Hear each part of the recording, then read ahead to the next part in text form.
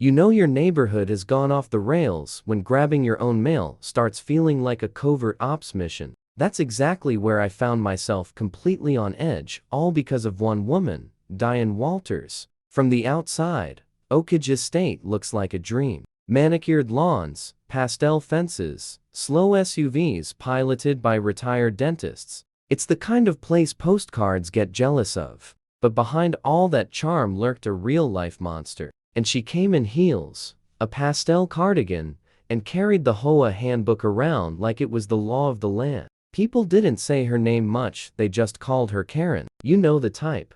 I'd only been living here 6 months when I discovered just how tightly Diane had this community wrapped around her finger. And it all started over something so tiny, it seems ridiculous now. A bird bath. Yes, a simple stone bird bath I placed in my front garden to add a touch of character. Turns out, that innocent decoration violated Section 14, Paragraph 3 of the HOA handbook.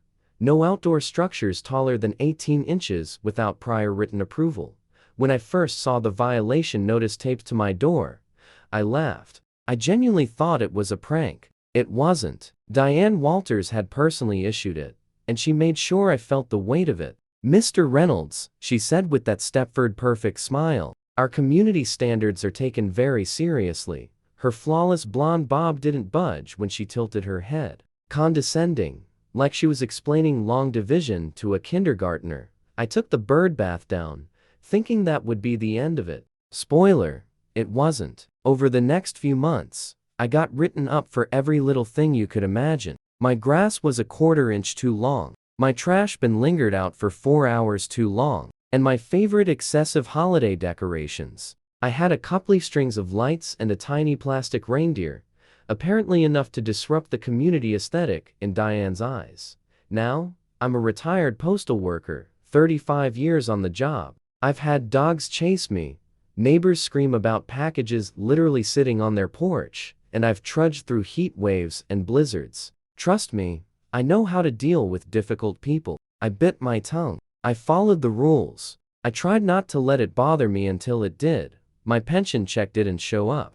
That might not sound dramatic to most folks, but when you live on a fixed income, a missing check is a big deal. It had never been late before. The postal system isn't perfect, but for federal payments, rock solid. I waited a day. Nothing. I called the pension office. It went out on schedule, they said. Do you want us to initiate a trace? Absolutely. While that was in motion, I started reviewing my bills, figuring out what I could delay. That's when I spotted Diane across the street, slipping yet another violation notice onto Mrs. Garcia's door, like she was delivering sacred text. There was an extra smugness in her stride that morning, something I couldn't explain, just a gut feeling. Then the universe gave me a clue. Tom, my next-door neighbor, knocked on my door. Jeff, got a minute? He asked, leaning in like he was about to reveal state secrets. My wife saw Diane opening people's mail last week early, like a M at first. She thought maybe Diane was just grabbing misdelivered packages, but now?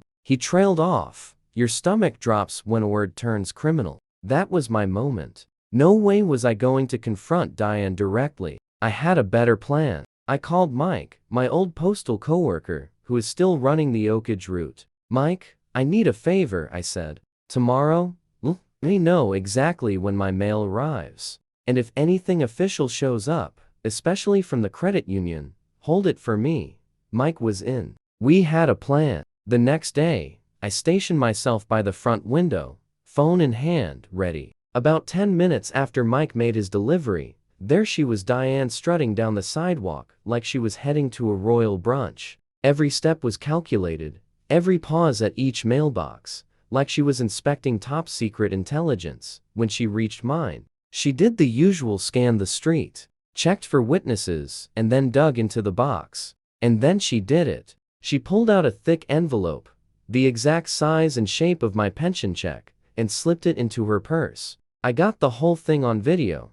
I stayed calm, picked up the phone. Mike, I said. She took it. I've got it on camera. Without missing a beat, he said, "That's mail theft, Jeff. I'm calling the Postal Inspection Service right now."